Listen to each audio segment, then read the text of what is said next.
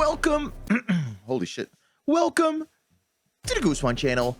For as young of a platform YouTube is, throughout its short existence, it has seen the birth of many a new genre in video entertainment. And many of these genres have had pioneers that blazed these trails before anyone else did. From James Rolfe, who created the template for the Internet Media Review, like I discussed in this video, to Leafius here, who created the worst genre of video ever, YouTube's pioneers are ingrained into its cultural fiber, remembered for their accomplishments for better or for worse. But there are also pioneers who have been forgotten, lost to the sands of time, while their impact is still felt all these years later, as the groundwork they laid is still bearing fruit now. So, who are these forgotten pioneers of YouTube? Mish Koz is a weird case. By a lot of metrics, this man is not a YouTuber. He makes videos, but it does not seem like his true passion, judging from his upload schedule. Mish, this is not a diss. I love your videos. I'm just saying, you probably have some other creative outlet that you are more invested in. But in my eyes, he's one of the most influential YouTubers that's ever done it. And that's solely because of this video. Now, I'm sure someone before Mish Koz did some kind of deep dive into an iceberg regarding some subject.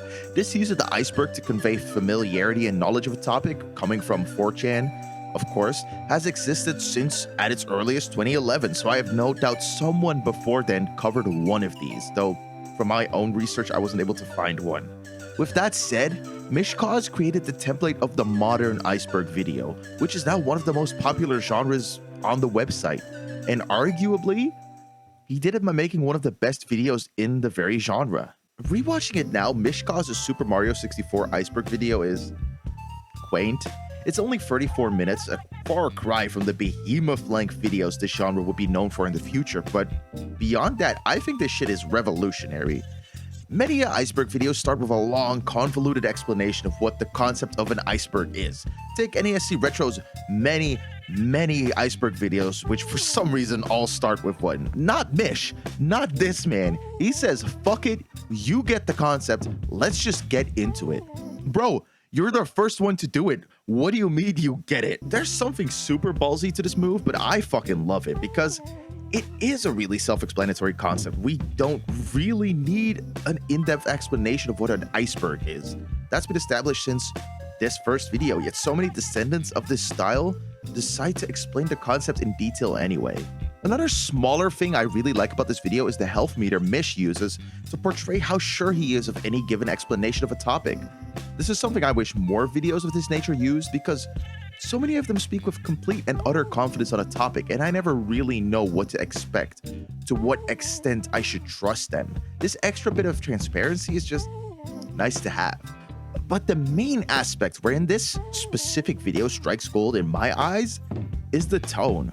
Whenever I watch one of these iceberg videos, what strikes me is that the presenters are oftentimes stuck in two extremes.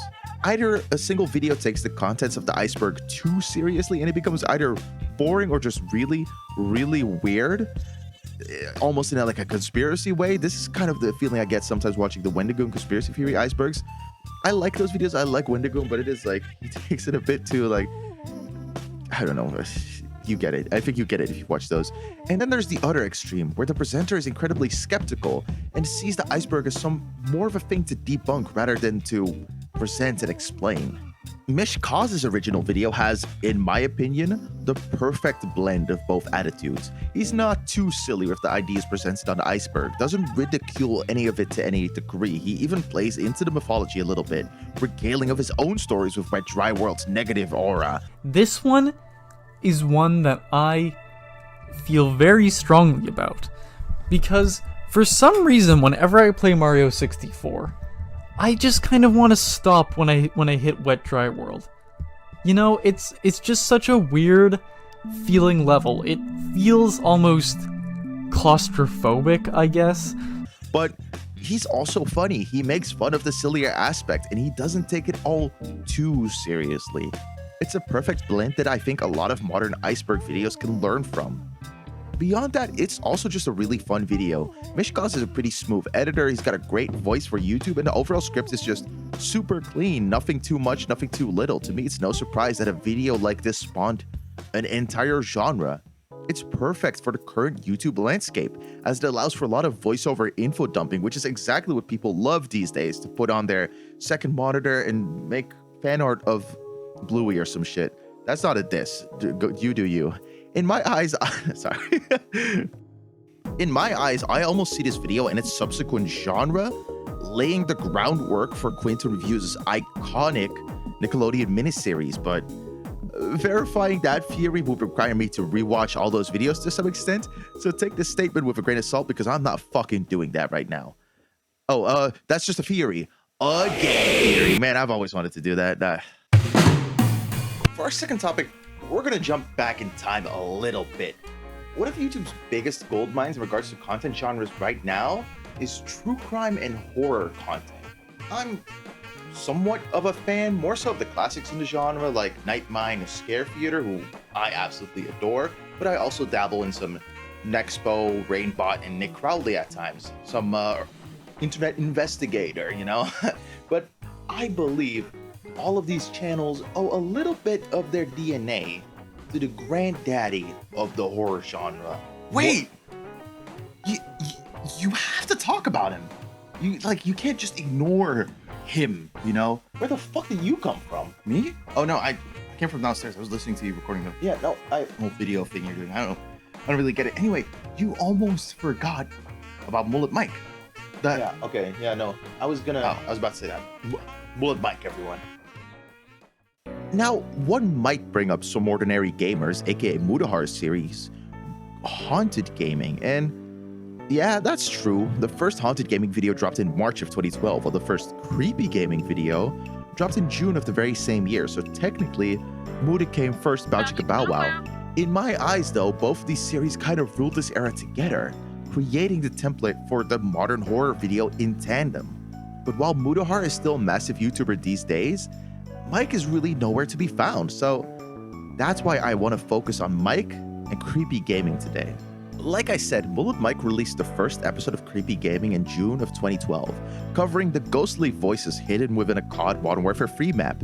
These first two episodes, retroactively named the first season of Creepy Gaming, are once again quaint, but nothing too special. It isn't until Season 2, which started in December of the same year, that I believe Creepy Gaming as a series truly carves out an identity for itself. While the Season 1 episodes felt very off the cuff and unscripted at points, there's a certain level of direction introduced from this season on. No more freestyle COD open mic voiceover, Mike's professional now. Or, to some extent, professional. And out of all days, she picks Bring Your Daughter to Work Day. What a bitch! Still, there's something special captured here, right? See, I watch this and I see the template for the modern horror YouTuber being created in real time right in front of me. The choice of music, the pacing, the narration, the way these are done in this video will all be expanded on in the future of the genre, but I truly see nuggets of this era still existing in the current one. For example, not many other genres of YouTube really use intros. It's an antiquated TV-inspired choice. Mike did it though.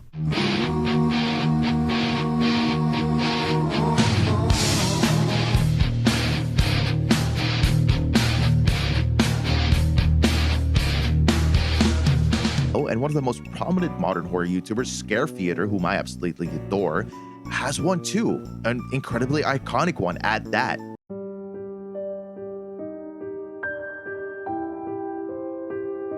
Still, this is the one in here that I'm the most iffy on. I think Mullet Mike's Creepy Gaming series is incredibly influential, and there's just something to the series that I truly believe laid the groundwork for the current and future of horror content on this website. I'm just having trouble putting the exact genome sequences into words. Now, this final one might be stretching the definition a little bit, but I do think there is still an interesting point I really want to make here. See, Joseph Anderson is anything but forgotten, but I think his influence on the genre he's in is largely understated. See, I think Joseph Anderson is the granddaddy of the modern video game video essay. Now, in no way am I saying he was the first to create any type of video essay. Articles about the internet video essays were already coming out in 2016, a year after Joe's first video on Dark Souls dropped. But what I do think is that he created the space for people to talk in a deeper way about video games. Video game content on YouTube and on the internet in general up until the Joe Anderson inflection point had been mostly a comedic genre of entertainment. Even the more serious gaming-focused content was centered around reviews, treating games as a product more than an art form ripe for analysis and discussion. I personally see Joseph Anderson's The Witness video and a lot of his output at the time as the first step in the evolution away from this tendency. The Witness video does involve a lot of Anderson's complaints in regards to gameplay annoyances, and whether you should purchase the game for yourself is a central question posed within the video's title itself. Still, Joe goes a bit deeper. See, the thing about Joe's innovation here is that it goes hand in hand with the ways indie games themselves were evolving at the time. Narratives and ideas of art were creeping into the indie scene and forcing themselves to be major themes in most indie games of the time. Indie developers were just more interested in creating art than products, and artistic intent begets artistic analysis. So it's no wonder Joe couldn't help but analyze what this game meant, what it had to say. It begets analysis, and that's exactly what happened. Joe's analysis of The Witness is nothing too special. I think he's overly cynical. I think he still sees the game very much through a product lens, but it is intriguing to see him try and decipher what it all means, what the artistic intent behind the work is.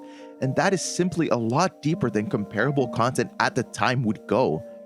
But the thing about pioneers is that it was never solely one person that did the pioneering.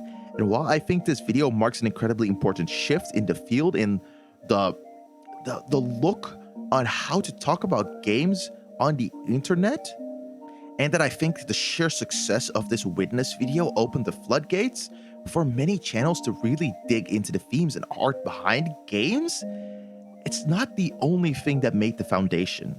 Because even Einstein stood on the shoulders of giants, and Joseph Anderson was part of a certain wave, of a certain movement. Other creators were doing similar work, if to a different extent, reaching a similar conclusion at the same time. Aaron Signal, Matthew Matosis, Noah Caldwell-Gervais, and, well, fuck it, I'll say it, Anita Sarkeesian, fight me. I guess the primary point I'm attempting to make is that Joseph Anderson in this video and some of the videos of this era made the furthest step forward, created the groundwork for a future of art that I adore, a future I am, in a sense, part of, a future where creators like Leadhead, Jacob Geller, Flawed Peacock, and so many more have the space to exist. And I think we can give him some flowers for that work. Anyway, I hope you enjoyed this video. Really, I constructed the script solely around the Mish Koz section and just had to expand from there to make it a bit more of a full thing. I still stand by what I said for the most part, more so with the Mike section, though I think I am a bit dramatic in the Joseph Anderson section. The thing is, in my heart, I believe that Joseph Anderson is like the genetic in-between step from olden day reviews to the modern video game video essay with a focus on artistic interpretation. It's just a very ethereal, wishy-washy thing that is hard to put into words, but it's just something I wanted to express anyway, and I hope it came across I hope you got it in some way. With that said, I think it's my time to go. If you like this video, consider subscribing, or maybe even pledging to the Big P to my Patreon. That'd be sick. Anyway, I'll see you guys in the next video.